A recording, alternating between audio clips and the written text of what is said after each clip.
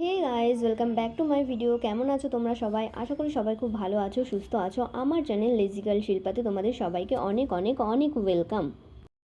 তো সবাইকে good morning জানিয়ে আজকে আমি আমার ভিডিওটা স্টার্ট করছি। এখন বাজে প্রায় 8:30। আর বলে রাখি, ভিডিওটা আজকের না, মানে কয়েকদিন আগের ভিডিওটা তৈরি করা ছিল। তো সময়ের অভাবে এডিট করা হয়নি, ওই জন্য আমি পোস্ট করতে পারিনি। যেহেতু এখন শীতকাল, বড়ি খাওয়ার সময়, আর আমার তো বড়ি খুবই পছন্দের, সেই জন্য এই দেখো আমার পেছনে যে বালতি আর গামলা দেখছো, এখানে মা ডাল ভিজিয়ে দিয়েছে আর আমি সেটাকে পাহারা দেওয়ার জন্য বসে রয়েছি। কেননা এখন যেহেতু শীতকাল, সবাই বড়ি দিচ্ছে, তো হনুমানের খুব উৎপাত হচ্ছে। আর এই দেখো এখানে কলাই ডালের বড়ি দেওয়া হবে, তার জন্য মা ডালটাকে রোদে দিয়ে ভালো করে জাতা দিয়ে ভেঙে নিয়েছে। তো তোমরা কে কে জাতা দেখেছো অবশ্যই কমেন্ট করে জানিও। আমি তো দেখেছি। আর এটা হচ্ছে খুদ, মানে কলাইয়ের যে ভাঙা ডালটা বেরিয়েছিল সেটা হচ্ছে খুদ, সেইটা। আচ্ছা তোমরা বলো তো, যে কলাই ডালের মধ্যে যখন এরকম ডাল ভেজায় এরকম লঙ্কা দেয় কেন? তোমরা কি কেউ জানো?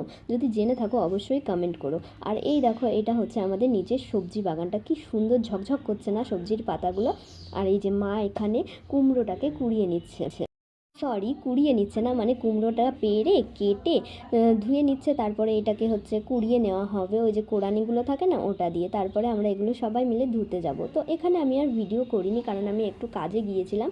আর মা এই যে এখানে এসে দেখলাম কলাইগুলো এরকম ডলছে, তার কারণ কলাইয়ের যে খোসাগুলো সেগুলো ওঠাতে হবে, আর তার জন্য এরকম বস্তায় ডলে নিচ্ছে, তাহলে ভালো করে উঠে যায়। আমি ভেবেছিলাম হাত লাগাবো, তো মা বললো না লাগাতে হবে না, পরে কাজ আছে, ওগুলো করিস। তারপরে চলে গেলাম ওই যে কুমড়োটাকে কুড়িয়ে রেখেছিল ওটা আনতে। তো নিয়ে আসতে দেখলাম যেখানে দেখো আরও দুটো কুমড়ো রয়েছে। আর এই যে চালে যে কুমড়োগুলো ছিল সেগুলোকে নামিয়ে বাবা এই যে চাল পরিষ্কার করছে। তো আমি কুমড়োটাকে নিয়ে সোজা চলে গেলাম সামনের দিকে, আমি ছিল পেছনের দিকে। হ্যাঁ, এবার সামনের দিকে আসলাম, আর এই দেখো মা কি সুন্দর করে কুমড়োটাকে কুড়িয়ে নিয়েছে। এবার আমি কাজটা করতে পারিনি, তার কারণ আমি যদি কাজ করি আমাকে ভিডিও করে দেবে কে, মা ঠিকমতো ধরতে পারে না, ওই জন্য আর দিই না ভালো করে। যেটুকু দরকার হয় শুধু সেটুকুই দিই। আর এই যে এইটাভাবে কুমড়োটাকে কুড়িয়ে নিয়েছে, তো এটাকে ধুয়ে নিতে হবে, কারণ কুমড়োটা না একটা টক ভাব থাকে, তো ওটাকে ভালো করে ধুয়ে নিলে টক ভাবটা বেরিয়ে যায়। আর তারপরে এই দেখো মার এখানে কলাই ডলা পুরো হয়ে গেছে, আর অল্প কটাই বাকি রয়েছে। তো এগুলো নিয়ে আমরা যাব ধুতে। প্রত্যেকবার কলাইটাকে আমরা পুকুরে ধুতে নিয়ে যাই, বাট এবার যাব না, তার কারণ হচ্ছে পুকুরের জলটা একটু নোংরা আছে, ওই জন্য যাব না। অনেকের হয়তো এটা শুনে অবাক লাগছে যে পুকুরে কলাই ধুয়ে সেই কলাইয়ের বড়ি দিয়ে কী করে খায়, বাট গ্রামের দিকে এরকমই হয়। আর তাতে নাকি খুব স্বাদও লাগে। কেন লাগে সেটা তোমরা বুঝতেই পারছো।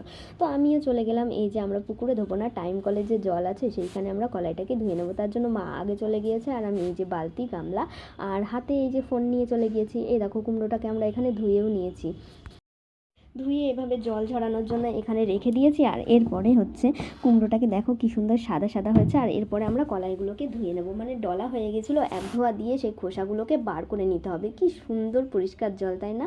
আমাদের এখানে সবাই টাইম কলের জলেই কাজ করে। এই যে মা এখানে কলাইয়ের খোসাগুলো এইভাবে ফেলে নিচ্ছে। পুকুর হলে এটা সুবিধা হয়, ভাসা জলে ধুতে বেশি ভালো হয়। এইভাবে কলাইয়ের খোসাগুলোকে বার করে নিয়ে এই যে আমাকে এখানে দিয়ে দিয়েছে ধামার মধ্যে। তো এগুলোকে আবারও ডলতে হবে, তার কারণ গায়ে একটা, ডালের গায়ে যে নাল বিচলেটা থাকে না, সেইটা না ডললে ওঠে না। তো আবারও ডলে, বেশ খানিকক্ষণ ধরে ডলে এটাকে ধুয়ে নিতে হবে।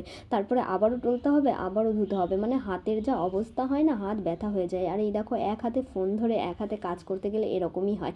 ওই জন্য আমি ভিডিও যখন করি, মানে অন্যের ভিডিওটা বেশি দেখাই, আমার ভিডিওটা আমি কমই দেখানোর চেষ্টা করি, তার কারণ আমি ফোন ধরে দেওয়ার লোক পাই না, ওই জন্য আমার ভিডিওটা আমি দেখাতেও পারি না। ভালো করে ডলতে হবে যাতে কলাইটা মানে পুরো ফেনা হয়ে যাবে, ঠিক সার্ফের ফেনা যেরকম হয় না, কলাইগুলো ডললে ঠিক এই রকমই ফেনা হয়ে যাবে। এই দেখো ডলে ডলে, দেখছো আমি এগুলো কাট কাট করে ভিডিওটা নিয়েছি। আর চলো এবার মা এগুলোকে ধুয়ে নেবে, এটার কাজ হয়ে গেছে। তারপরে আরও এক ধামা ডলতে হবে, তারপরে আবারও ধুয়ে নিতে হবে। হাতের অবস্থা এখন বোঝা যাবে না, কালকে বোঝা যাবে হাতের কি অবস্থা হয়, মানে হাত পুরো ব্যথা হয়ে যায়। যারা করে তারা খুব ভালো করেই জানে। আর যেহেতু আমি বড়ি খেতে ভালোবাসি, তো আমাকে তো করতেই হবে, আমার করতে কোনো আপত্তি নেই। তো দেখা যাক, আজকের ওয়েদারটা তো বেশ ভালোই আছে, কাল যখন বড়ি দেবো তখন ওয়েদারটা কেমন থাকে সেটাই দেখার। তো আমাদের কাজ এখানে হয়ে গেছে, আমরা এবার বাড়ি যাব। তো চলো ভিডিওটা এখানেই শেষ করছি। ভিডিওটা কেমন লাগলো অবশ্যই কমেন্ট করে জানিও, আর প্লিজ আমার চ্যানেলটাকে সাবস্ক্রাইব করো। ভিডিওগুলো তোমরা একটু পছন্দ করো, কেমন লাগলো অবশ্যই কমেন্ট করে জানিও। তো চলো দেখা হচ্ছে অন্য কোনো ভিডিওতে। তো আজকের মতো টাটা, বাই বাই, ভালো থেকো সবাই, আর অবশ্যই আমার চ্যানেলটাকে সাবস্ক্রাইব করে